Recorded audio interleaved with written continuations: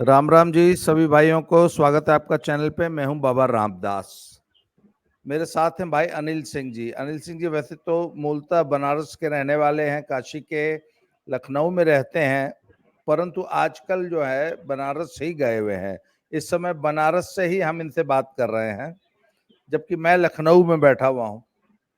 तो मैं अपने दर्शकों को सबसे पहले तो बता दूं कि 4 जून को जब काउंटिंग होगी, उस दिन को हम लोग विजयोत्सव के रूप में मनाते हैं। पहले भी हमने जब 2022 में भी जब उत्तर प्रदेश विधानसभा का जब चुनाव हुआ था, तब भी 8 मार्च को विजयोत्सव मनाया था इसी लखनऊ में।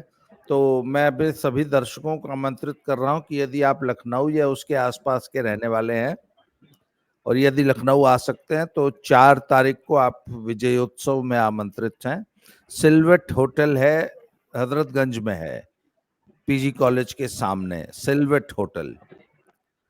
तो सुबह 10 बजे से लेकर शाम 5 बजे तक वहाँ कार्यक्रम होगा और बड़े बड़े अच्छे चुनाव विश्लेषक, वक्ता, एनालिस्ट, पोल एनालिस्ट, सेफोलॉजिस्ट लोग पधार रहे हैं।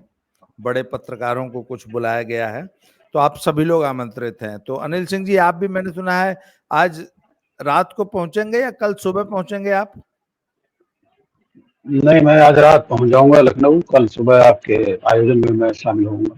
अच्छा, हमारे आयोजन में आप भी कल शामिल होंगे। तो अच्छा ये बताइए, आप वोट परसों 1 तारीख को बनारस में पड़ा, तो आप उस दिन बनारस में ही थे। क्या मूड माहौल था सर बनारस का, जरा पहले हालचाल बताइए। सबसे पहले बाबा जी आपको जय सिया राम, आपके सभी दर्शकों को जय सिया राम। बनारस का जो मूड माहौल था वो देश के बाकी हिस्सों से कहीं भी अलग नहीं था। बनारस के तो उम्मीदवार के बारे में पूरी दुनिया जानती है। बनारस और बनारसियों से जिस तरह का कनेक्ट मोदी जी ने स्थापित कर लिया है पिछले 10 से अधिक सालों में, 2013 से ही उन्होंने तय हो गया था कि वो बनारस से चुनाव लड़ेंगे। तो बनारस से उनका जो कनेक्शन है वो कम से कम 11 साल का प्रयास उसके पीछे तो है ही। तो जिस तरह का कनेक्ट उन्होंने बनारस से स्थापित कर लिया है वो इसके पहले कोई बनारसी भी नहीं कर पाया था। तो बनारस में क्या होना है वो तो बिल्कुल ही स्पष्ट है। पिछली बार का जो चुनाव था वो मोदी जी करीब करीब 5 लाख वोट से जीते थे, 4,87,000 समथिंग इस टाइप का मार्जिन था। और इस बार उम्मीद की जा रही है कि इस मार्जिन में कम से कम 1 लाख की वृद्धि तो अवश्य ही होगी।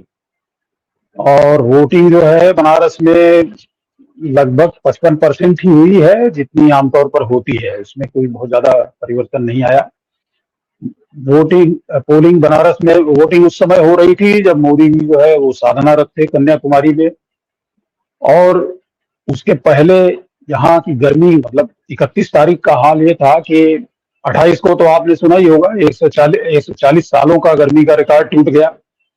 और फिर ये 29, 30, 31 को भी जो है उससे नापने में भले आधा 1 डिग्री की राहत नजर आई हो, लेकिन जो वास्तव में गर्मी जिसको झेलना है उसके लिए कोई राहत नहीं।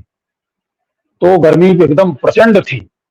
लेकिन 1 तारीख को जो है जब वोटिंग शुरू होने का समय आया तो उस समय जो है एकदम से बादल छा गए आसमान में और बड़ा कंफर्टेबल हो गया माहौल। और ये दिन भर रहा। शाम के 5 बजे के बाद, 5 बजे के आसपास जाकर के जो है फिर से दिखाई पड़ी धूप। जो सनसेट का जो टाइम होता है उस समय की धूप को इतना ज्यादा खलती भी नहीं है। तो जो ये चर्चाएं थी कि लोग गर्मी के मारे वोट डालने नहीं निकलेंगे, ऐसा कुछ नहीं हुआ। मौसम ने पूरा साथ दिया, सारे लोग निकले वोट डालने के लिए और बिल्कुल एक तरफा जैसा वोट पड़ता है बनारस में इस बार भी पड़ा है। अब ये बात जरूर है कि कल मैं देख रहा था एक मोदी जी के मुख्य प्रतिद्वंद्वी कौन थे? अजय राय। मुख्य प्रतिद्वंद्वी पिछली बार की तरह से अजय राय जी थे। अब अजय राय जी हमारे स्कूल के पढ़े हुए हैं, उस नाते हमारा उनके साथ निजी वैयक्तिक संबंध है, तो उनके बारे में मैं कुछ ऐसा नहीं कहूंगा। लेकिन पिछली बार तो फिर भी पिछली बार भी उनको पिछली बार वो तीसरे नंबर पे थे। दूसरे नंबर पर यहाँ पे थी समाजवादी पार्टी की कैंडिडेट थी शालिनी यादव। तो दूसरे नंबर पर वो थी और उनसे थोड़ा सा कम वोट मिला था अजय राय को।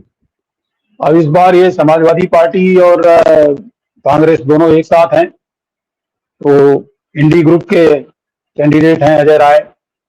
तो ये बात तो जाहिर है कि वोट जो है उनको बिल्कुल उस तरीके से जोड़ने नहीं जा रहे हैं जैसे पिछली बार 1,80,000 के करीब मिल गया था शालिनी यादव को और 10-20 हजार कम इनको मिला था। तो दोनों को मिला करके 3.5 लाख वोट नहीं मिलने जा रहे हैं इतने अजय राय को।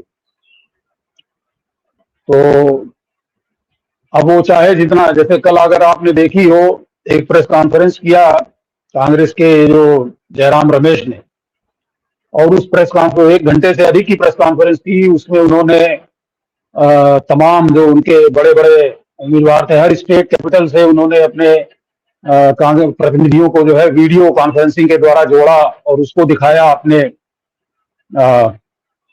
प्रेस कॉन्फ्रेंस में।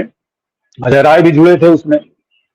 अजय राय ने तो उसमें कहा कि बहुत तगड़ी टक्कर हम दे रहे हैं और जनता से जो फीडबैक मिल रहा है उसके हिसाब से तो हम जीत रहे हैं, लेकिन ऐसा कुछ भी नहीं है। हमारी भी बातचीत कम से कम नहीं तो 50 लोगों से तो हुई ही है। वो बिल्कुल उसी तरीके से वोट पड़ा है मोदी जी के पक्ष में जैसे पिछली बार और उसके पिछली बार पड़ा था। कोई इसमें समस्या नहीं। अच्छा, मुझे एक बात बताइए भाई, अब तो लगभग मोदी जी को सांसद बने 10 साल हो गया, तो 10 साल से काशी का सांसद जो है वो प्रधानमंत्री है। हैं, आपका सांसद प्रधानमंत्री हो, ये बड़ा गौरव की बात होती है किसी भी संसदीय क्षेत्र के लिए। और 10 साल तक, और इससे पहले भी एक से एक प्रभावशाली लोग यहाँ के सांसद रहे। मुरली मनोहर जोशी रहे, वो भी कोई छोटी मोटी हस्ती तो थे नहीं भाजपा की। तो मुझे ये बताइए, 10 साल में तो किसी भी संसदीय क्षेत्र में या किसी भी नगर में ठीक ठाक बदलाव आ जाना चाहिए। तो अच्छा, अभी पिछले दिनों अखिलेश यादव जी जो हैं वो कह रहे थे कि हम 80 की 80 सीट जीतेंगे, तो पहले 79 सीट बोले थे, तो एक छोड़ दिए थे, बाद में बोले नहीं 80 सभी 80 जीतेंगे। तो बोले अभी आप कह रहे थे 79 तो सभी 80, तो उन्होंने बोला, उन्होंने कटाक्ष किया और बनारस नहीं बोले, क्योटो बोले कि वो अरे क्योटो, मतलब वो बनारस का मजाक उड़ा रहे थे, मोदी जी का मजाक उड़ा रहे थे। अच्छा, उन्होंने बनारस को क्योटो क्यों बोला था, जरा दर्शकों को बताइए कि आखिर बनारस को क्योटो क्यों बोलते हैं टोटी भैया? जी, मोदी जी जब पहली बार यहाँ के सांसद बने और साथ में प्रधानमंत्री भी, तो उसी साल या उसके अगले साल यहाँ पे जापान के प्रधानमंत्री उस समय हुआ करते थे, देखिए नाम तो अभी नहीं याद आएगा हमको, वो आए थे बनारस। और जापान के साथ जो है एक काफी, प्रधानमंत्री के आने से पहले कुछ डेलीगेशन वगैरह उस देश में जाते हैं, उनके साथ जो है काफी लंबा चौड़ा इंटरेक्शन हुआ जापान के साथ में। तो जापान का एक शहर है क्योटो। क्योटो जो है वो ऐतिहासिकता के मामले में जो है बनारस से उसकी तुलना की जा सकती है, की जाती रही है। वहां पे बहुत कुछ ऐसा है जो कि काफी पुराने जमाने से उसी रूप में है जैसा कि 1001 साल पहले था, और वो एक किस्म का धार्मिक शहर भी है। तो खाली धार्मिक शहर होने के नाते वहां पर जो है विकास नहीं होगा ऐसा तो नहीं हुआ। वहां पर कुछ ऐसा हुआ है कि उसकी जो प्राचीनता है वो बनाए रखते हुए उसको एक आधुनिक स्वरूप दिया गया है। तो जब दोनों देशों के प्रतिनिधियों का जो है आदान प्रदान हुआ उस फेज में, तो उस समय ये बात कही गई कि काशी, क्योटो की तरह से काशी भी हमारा एक ऐसा नगर है जो बहुत ही प्राचीन है और उसकी प्राचीनता की रक्षा तो हर कीमत पर करनी चाहिए। उसकी जो विशेषता है उस प्राचीनता की वजह से उसकी रक्षा करते हुए हमको वहां पर विकास करना है। तो मोदी जी ने उस समय कहा कि काशी को जो है क्योटो के मॉडल के आधार पर विकसित किया जाएगा, और वो किया भी जा रहा है। काशी की देखिए प्रमुख समस्या, आप तो स्वयं इसी क्षेत्र के रहने वाले हैं, और मुझे नहीं लगता कि आपको आपकी 2 बनारस की यात्राओं के बीच में 1 साल से अधिक का समय रहता होगा। तो आप भी देख रहे हैं यहाँ पर जो हो रहा है। तो एक मतलब सबसे प्रमुख समस्या जो काशी की हुआ करती थी, वो थी ट्रैफिक जैम। बनारस जो है अपने ट्रैफिक जाम की वजह से ही जाना जाता था। कुछ लोग तो इस तरह की बातें भी करते पाए जाते थे उन दिनों कि जब दुनिया खत्म हो जाएगी तब भी बनारस वालों को नहीं पता लगेगा, वो जाम में ही फंसे रह जाएंगे, उनको पता नहीं लगेगा कि अरे उनके पीछे दुनिया खत्म हो गई। तो एक बहुत बड़ा काम मोदी जी ने ये किया कि ट्रैफिक जाम से जो है मुक्ति दिला दी उन्होंने। हालांकि फिर से अब धीरे धीरे बढ़ रहा है जाम। अब आप इधर से आइए, अगर जौनपुर की तरफ से बनारस आइए, बीच में बाबतपुर हवाई अड्डा पड़ता है, तो बाबतपुर से शहर के अंदर घुसने के लिए, शहर के अंदर वो शिवपुर तक जो है आकर के, शिवपुर से वाला जो चौराहा है वहां से शहर शुरू हो जाता है। तो वो करीब करीब 20-1 किलोमीटर का जो स्ट्रेच है, उसमें बड़े आराम से जो है 1 से 1.5 घंटे का समय लगा करता था। खुद जो है हमको उस समय एक समय ऐसा था, मोदी जी का ही एक प्रोजेक्ट था जिसके लिए हमारी यहाँ पे पोस्टिंग हुई थी। मैं नौकरी कर रहा था उस समय, तो दिल्ली जाना पड़ता था अक्सर। तो 3 घंटा पहले हम लोग निकला करते थे फ्लाइट के टाइम से कम 3 घंटा पहले, जबकि कुल 20 किलोमीटर की यात्रा करनी पड़ती थी हवाई अड्डे तक। सड़क की जो है ये हालत थी। अब आज की तारीख में जो है बाबतपुर से बनारस हवाई अड्डा में करीब 22 किलोमीटर का जो रास्ता है वो 15 मिनट में तय होता है। और वही नहीं, जो मुख्य सड़क थी बनारस की, जो कैंट रेलवे स्टेशन से बनारस हिंदू यूनिवर्सिटी तक जाती है, उस सड़क को जो है काफी चौड़ा कर दिया गया है आज के तारीख में। और आज की तारीख में अब फिर से थोड़ा सा जाम जो है बढ़ रहा है, लेकिन बीच में एकदम क्लियर हो गया था रास्ता। उसके अलावा जो आप जानते ही हैं, विश्वनाथ मंदिर का जो कॉरिडोर इन्होंने विकसित किया, उससे जो है कुछ लोगों को समस्या भी हो रही है। कुछ लोगों को समस्या तो हमेशा रहेगी, लेकिन वो एक ऐसा काम है जो किसी ने सोचा ही नहीं था कि ऐसा भी हो सकता है। बनारस में आए तो एक से एक नेता, लेकिन ऐसा किसी ने सोचा नहीं कि इस तरह का काम भी किया जा सकता है। विश्वनाथ मंदिर कॉरिडोर के बारे में जो लोग न जानते हों या बहुत पहले आए हों, तो उसमें उन्होंने गंगा से जो है सीधा जोड़ दिया है विश्वनाथ मंदिर को। आप जो है आइए, घाट पर नहाइए और सीधा जो है जोड़ दिया है, आप सीधा विश्वनाथ मंदिर में घुसिए। अब इसकी वजह से जो लोग नाराज हैं, उनकी नाराजगी का कारण ये है कि टूरिस्ट बहुत आ रहे हैं बनारस में। टूरिस्ट इतने ज्यादा आ रहे हैं, विश्वनाथ मंदिर का दर्शन करने वाले जो लोग हैं उसमें बाहरी लोगों की संख्या इतनी ज्यादा है कि लोकल जो लोग हैं उनको मौका ही नहीं मिल पा रहा है विश्वनाथ जी के दर्शन का। तो इस वजह से कुछ लोग तो नाराज हैं, लेकिन इससे जिस तरीके का आर्थिक विकास हुआ है बनारस का, वो कल्पना से परे है बिल्कुल। आज की तारीख में यहाँ पर जो ऑटो और बात कंप्लीट कर लीजिए उसके बाद। जी, आज के तारीख में बनारस में ऑटो और ये टुक टुक जो चलता है, ई रिक्शा जिसको कहते हैं, इसका जो रेट है वो बंबई को मात करता है। इतना ज्यादा, और रेट इसलिए है क्योंकि डिमांड में है। मोल भाव करने का उनके पास टाइम नहीं है, आप छोड़ेंगे दूसरा पट से आगे बैठ जाएगा उसमें। और इतने ज्यादा जो है होटल्स खुल गए हैं, जो लोग कैंट से लंका का कितना ले रहे हैं आजकल एक सवारी? कैंट से लंका तो बाबा जी, मेरा घर चूंकि बहुत पास में, मैं तो पैदल ही आ जाता हूँ, तो मैं ये नहीं बता पाऊंगा। लेकिन जो विश्वनाथ मंदिर जाने के लिए जो लोग जो है कहीं से भी बैठते हैं, तो आप समझ लीजिए कि 5 किलोमीटर का भाड़ा जो है वो 100 रुपए से कम तो नहीं है। नहीं, पूरे रिक्शे का या ई रिक्शा का या सिंगल सवारी? सिंगल सवारी। नहीं नहीं, मतलब अगर रिक्शा, ई रिक्शा में अगर 4 लोग बैठे हैं तो तब तो 20-30 रुपए ही लेते होंगे, 20-25 रुपया।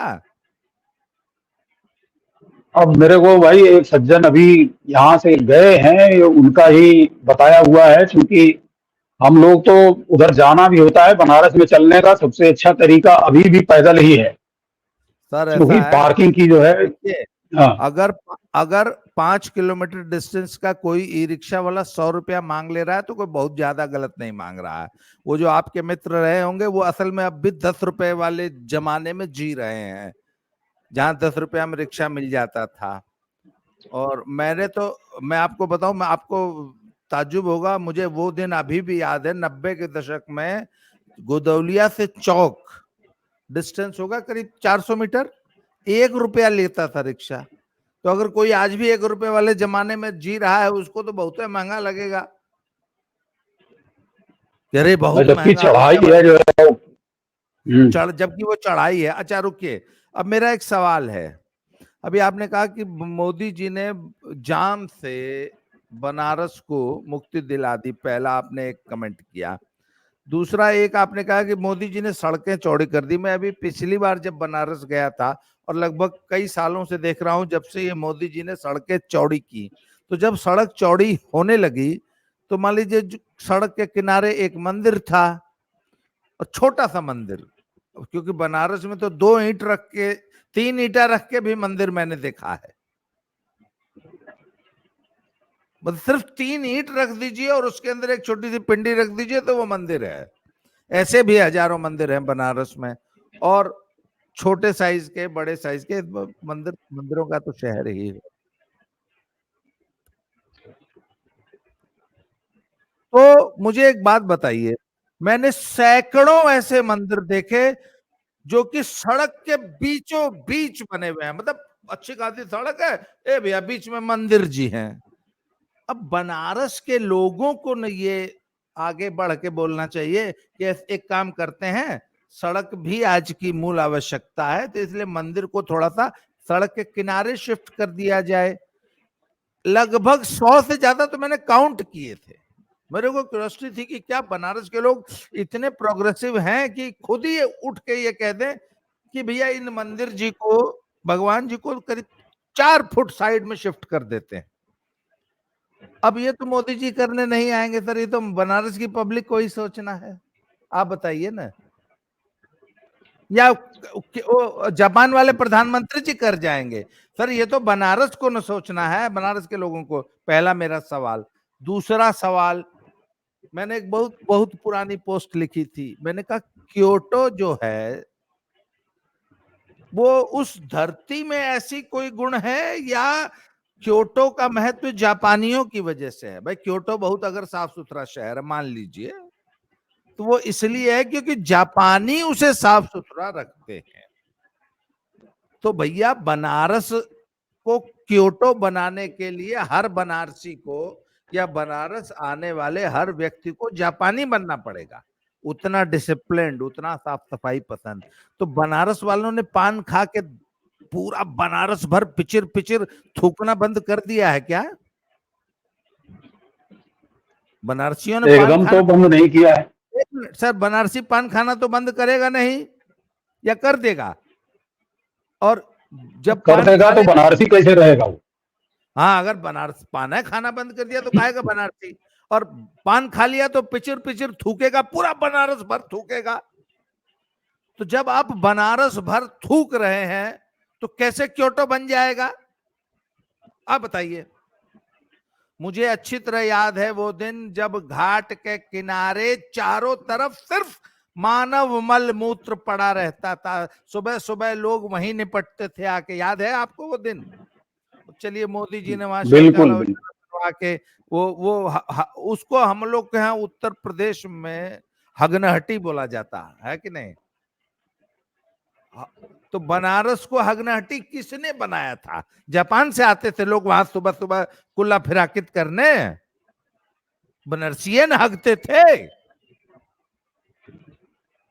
तो बोले भाई बनारस को क्योटो नहीं बनाए मोदी जी। अरे तुम जापानी बन जाओ तो बनारस क्योटो बन जाएगा, अगर तुम सारी जिंदगी बनारसी ही बने रहोगे तो फिर बनारस कैसे क्योटो बन जाएगा भैया। तो मैंने एक फेसबुक पे पोस्ट लगी थी, क्या है बनारसियों, सुबह सुबह जब हग लेते हो तो धोया मत करो, आवाज है मोदी हम निपट लिए हैं आओ हमारा धो दो। तुम सब जब हग लेते हो तो धोने भी मोदी ही आएगा बेटा, चिंता मत करो। तो मुझे एक बात बताइए, खैर दूसरी चीज आपने कही कि बहुत ज्यादा टूरिस्ट आ रहा है, तो मेरे एक मित्र हैं जो कि आजकल प्रशासक हैं, प्रशासनिक अधिकारी हैं काशी विश्वनाथ कॉरिडोर के, तो उनका फेसबुक पेज में फॉलो करता हूं। तो उन्होंने बताया कि साहब आज 8.5 लाख तीर्थयात्री जो है काशी आए और काशी विश्वनाथ आए। तो मैंने उनको फोन किया, मैंने कहा ये बतावा कि 8.5 लाख का आप लोग जो फिगर देते हैं कैसे गिनते हैं, ये झूठा लफाजी करते हैं क्या? तो मैंने पूछा उनसे, फिर लोगों जो रविश कुमार टाइप और सत्यहिंदी.com के जो पत्रकार लोग हैं वो भी एक सवाल उठते हैं कि कैसे 8.5 लाख लोग एक दिन में दर्शन कर लेगा, इतनी लंबी लाइन लगती है, तो एक के पीछे अगर एक आदमी को खड़ा किया जाएगा तो पता नहीं कितने 100 किलोमीटर लंबी लाइन हो जाएगी। तो बनारस में तो ऐसी कोई लाइन दिखाई नहीं देती है, तो कैसे ये लोग 8.5 लाख फिगर बताते हैं रोज, ऐसे टूरिस्ट तीर्थयात्री जो कि रोज बनारस आते हैं। तो मैंने उनसे पूछा कि है भैया कैसे 8.5 लाख फिगर तुम लोग निकालता है जी? तो बोले कि भैया हमारे यहाँ वो इलेक्ट्रॉनिक सिस्टम है, हेड काउंट करने वाला लगा हुआ है, जो बनारस में 8-10 जगह लगा है, सिर्फ विश्वनाथ कॉरिडोर में नहीं लगा है। कहते हैं कि बनारस में कम से कम 10 जगह लगा है, गुदौलिया लगा है, चौक पे लगा है, इधर लगा है, मतलब रास्ता भर लगा हुआ है और विश्वनाथ कॉरिडोर के आसपास। तो वो हेड्स को काउंट करता है और इलेक्ट्रॉनिक फिगर है, रोज डिस्प्ले करता है। उन्होंने कहा एक चीज और बताई, उन्होंने कहा कि आने वाला हर व्यक्ति जो है वह काशी विश्वनाथ जी के दर्शन करने नहीं आता है, वहां उसी परिसर में 12-14 ठो मंदिर और भी हैं, बहुत से लोग उनका पूजन अर्चन दर्शन करके ही चले जाते हैं, लोकल लोग बहुत सारे ऐसे। तो कहते हैं कि और चूंकि कॉरिडोर अब बहुत चौड़ा हो गया है, इसलिए वो लाइन जो है सिंगल लाइन लगाने वाली समस्या अब हल हो गई, ऐसा वो बता रहे थे। तो मैंने पूछा कि उन्होंने कहा जी हेड काउंट करने का बकायदा इलेक्ट्रॉनिक सिस्टम है, वह सिस्टम हमें बताता है, हम उसमें किसी किस्म की फजिंग नहीं करते हैं। बल्कि उन्होंने ये भी बताया कि अभी अयोध्या जी में श्री राम मंदिर पे ऐसा सिस्टम नहीं लगा है, इसलिए वहां का जो फिगर है वो अंदाजे से बताया जा रहा है, परंतु बनारस का फिगर एग्जैक्ट है। अब सर एक बात बताइए, 8.5 लाख टूरिस्ट या श्रद्धालु रोज बनारस में आएगा तो आखिर ट्रांसपोर्ट सिस्टम पे तो लोड पड़ेगा, आखिर उन्हीं सड़कों से न चल के आएगा। हालांकि मोदी जी ने बनारस के ट्रैफिक की जो परमानेंट व्यवस्था की है वो उन्होंने जो है एरियल रोपवे जो बनाने का जो प्रोजेक्ट चल रहा है उसमें क्या है कि बनारस शायद कैंट से और इवन वहां से पीछे से आशापुर से ही सारनाथ से जो है रोपवे बना देंगे कि उड़न खटोला होगा और वो बड़े बड़े उसमें जैसा होता है एरियल रोपवे। तो वो एक बड़ा प्रैक्टिकल सिस्टम मुझे नजर आया, और सीधा पूरे कहते हैं बनारस के जैसे दिल्ली में दिल्ली की हर रोड पे मेट्रो है, बनारस की हर रोड पे जो है उड़न खटोला हो जाएगा। अब जमीन से ऊपर पब्लिक बनारस की ट्रेवल करेगी। तो कौशल गुरु कह रहे थे कि पहले बनारसिया बहुत बहुत एक नंबर के चट्टे हैं, पान खा के ऊपर से थूका करेंगे, बहुत बड़ी समस्या आएगी। बात तो सही है, बनारसी तो पिचर पिचर थूकने से बाज आएगा नहीं।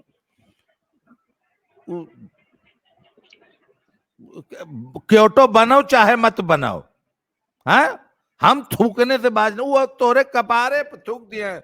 बनारसी आपके कपार पर थूक देगा उड़न खटोला से, ये तो पक्की बात है, ये तो नहीं सुधरेगा ना। पर मुझे एक बात बताइए, जब अखिलेश जी क्योटो कह के कटाक्ष कर रहे थे, तो मजाक उड़ा रहे थे, तो बनारस का उड़ा रहे थे, बनारसियों का उड़ा रहे थे, या मोदी जी का उड़ा रहे थे? किसका मजाक उड़ा रहे थे? नहीं, मजाक तो वो मोदी जी का ही उड़ा रहे थे। मजाक उन्होंने उस समय भी उड़ाया था जब मोदी जी ने कहा था कि गंगा को साफ कर देंगे। तो गंगा सफाई के ऊपर उनकी टिप्पणी ये थी कि देखते हैं कैसे गंगा साफ कर लेंगे। अच्छा, तो वो चैलेंज किसका किए थे। मजाक उड़ा रहे हैं वो? हाँ, बिल्कुल। तो मजाक वो किसका उड़ा रहे हैं? मोदी का उड़ा रहे हैं कि अपना उड़ा रहे हैं? देखते हैं कैसे साफ कर लेंगे, देखते हैं कैसे क्योटो बना लेंगे। तो ये तो उनका स्टाइल है। और बनारसी ठीक है, बनारसी को जो है उसका एक अपना अलग ही कैरेक्टरिस्टिक है, कहीं से मैच नहीं करता है और चेंज को बहुत ज्यादा रेजिस्ट करता है बनारसी, ये बात बिल्कुल ठीक है। लेकिन चेंज जो है वो इतना धीरे धीरे और इतना मतलब समझा बुझा करके इस तरीके से हो रहा है कि सुधर रहे हैं लोग, ऐसा नहीं है। अब शुरू शुरू में 2014 15 16 उसके आसपास जब मैं आता था बनारस में, तो मैं देखता था कि सड़कों की सफाई के लिए लोग लगे हुए थे और वो कुछ बोलते नहीं थे किसी से। आपने जो है मान लीजिए पान ही थूक दिया या केला खा करके फेंक दिया जमीन पर, वो आपसे कुछ नहीं कहेगा। लेकिन अगर आप वहां पे खड़े हैं तो 5 मिनट के अंदर वो साफ हो जाएगा। एक मिनट। तो पहले तो सर, हाँ, इस तरीके से किसी देश को साफ नहीं किया जा सकता कि आप जहां अरे चाहेंगे वहां बतिया तो हग सुनिए देंगे। पहले। और एक मिनट, मैं जहां चाहूंगा वहां हगने से बाज नहीं आऊंगा, तुम साफ करो, ये नहीं। देश तब साफ होगा जब मैं कहूंगा कि भैया मैं लिटर नहीं करूंगा, मैं गंदगी नहीं फैलाऊंगा। गंदगी, अगर 140 करोड़ गंदगी फैलाने तो लोग बाज नहीं आएंगे, तो आप सफाई का कोई सिस्टम क्रिएट नहीं कर सकते। इसलिए बनारसियों आप को लीचड़पना छोड़ना होगा, या देशवासियों को, किसी, मैं सिर्फ बनारसियों की बात नहीं कर रहा हूं, देशवासियों को अपना लीचड़पना, अपना गंदगी, सुअर की तरह गंदगी फैलाने और गंदगी में लौटने से खुद बचना होगा। मोदी कितना सफाई कराएंगे जी? मैं आपसे यही कह रहा था कि 10 साल पहले तो ये स्थिति थी कि आप गंदगी करिए, आपसे कोई नहीं बोल रहा है कुछ भी, लेकिन गंदगी आपकी हट जा रही है 5 7 मिनट में। तो ये वो गांधीगिरी वाला तरीका था, कुछ दिन तक ये चला। लेकिन उसकी वजह से धीरे धीरे जो है लोगों की मानसिकता में परिवर्तन आना शुरू हुआ। धीरे धीरे लोगों ने हर जगह थूकना बंद कर दिया है, हर जगह कूड़ा फेंकना भी बंद कर दिया है। तो एकदम से जापान तो नहीं हो गया है बनारस, लेकिन बनारसियों की भी मानसिकता में परिवर्तन आया है अभी और आ रहा है। अब एक हमारे मित्र हैं, कट्टर कांग्रेसी हैं, उनकी तकलीफ इस बात को लेकर के है कि पहले जो है सरवा मूते का बड़ा आराम रहल बनारस में। कहीं भी कोनो कार के पीछे खड़ा होकर के जो है छरछरा करके जो है मूत देते थे। अब बड़ी दिक्कत हो रही है, अब इतनी सफाई हो गई है चारों तरफ कि उनको डर लगता है कहीं खड़े होकर के पेशाब करने में। चलिए ठीक है, तुरंत किसी ने नहीं देखा, लेकिन उनके हटते ही पता लग जाएगा कि यहाँ पर यही मूत के गए हैं अभी। तो इस तरह के जो लोग हैं उनको तो परेशानी होगी। लेकिन बाई एंड लार्ज अब जो है वो इस तरीके से पान खा करके थूकने, पेशाब कर देने कहीं भी और कहीं भी कूड़ा फेंक देने की जो प्रवृत्ति है, उस पर बहुत हद तक जो है लगाम लगा है, लोग कोऑपरेट कर रहे हैं। अगर ऐसा नहीं होता तो मोदी थोड़े हर बार जो है उनका जीत का मार्जिन 1 1 लाख जो है बढ़ता जाता। तो चलिए, ठीक मैं है। देखिए, मैं सही, मैं देखिए एक बात बताऊं, मैं इतना मानता हूं कि इस देश को अकेले मोदी योगी नहीं सुधार सकते हैं सर। सुधरना तो पूरे देश को होगा। अगर 140 करोड़ लोग सुधर जाएं, और सर मैं इतना जानता हूं कि देखिए, भय बिन होहिन प्रीत, जब तक आप इनका, गंदगी मचाने वालों का, लिटर करने वालों का जब तक इलाज नहीं करेंगे, चालान नहीं करेंगे, चंडीगढ़ में मैंने आज तक किसी को बिना हेलमेट के मोटरसाइकिल चलाते नहीं देखा। चंडीगढ़ में आप चाहे खुद एमएलए साहब क्यों ना हो, अगर आपने सीट बेल्ट नहीं लगाई है या आप गाड़ी चलाते हुए फोन सुन रहे हैं तो आपका चालान निश्चित होगा। एमएलए से डीजीपी साहब के परिवार का, जो डीजीपी पुलिस थे उनके परिवार का चालान हुआ है चंडीगढ़ में, बड़ा पुराना किस्सा है। मनाली में मैं रहता हूं तो मनाली में मेरे पास एक बुलेट मोटरसाइकिल है, एक सज्जन ले गए थे, उनको पता नहीं था, वो यहाँ से नीचे से गए थे, तो बिना हेलमेट के चले गए।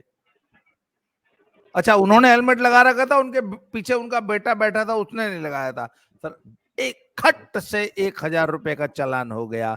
अब वो जिंदगी में बिना हेलमेट के नहीं चलेंगे, कायदे 1000 रुपए देना पड़ गया ना। तो सर, बिन भय हो हिन प्रीत, मोदी जी क्योटो तब बना देंगे, पहले हिंदुस्तानियों को जबरदस्ती पीट के जापानी बनाना पड़ेगा, पीट के, ऐसे नहीं सुधरेगा सर। देखिए, मैं बहुत कड़वा बोलने के लिए कुख्यात हूं, कुछ कुछ ऐसे जीव होते हैं जो बिना डंडे के नहीं सुधरते हैं। खैर साहब, क्योटो बन के रहेगा हिंदुस्तान, पक्की बात है। इतनी शुभकामनाओं के साथ 30 मिनट का वीडियो हो गया, मैंने सोचा था 20 मिनट में कंप्लीट कर देंगे। तो आइए शाम को मिलते हैं। कल विजय उत्सव में सभी दर्शकों को, मित्रों को आमंत्रित कर रहा हूं, लखनऊ में आइए, सिल्वेट होटल में विजय उत्सव में भाग लीजिए। इसी के साथ आज का वीडियो समाप्त करता हूं। बहुत बहुत धन्यवाद sir Anil Singh ji, thank you very much. जय श्री राम।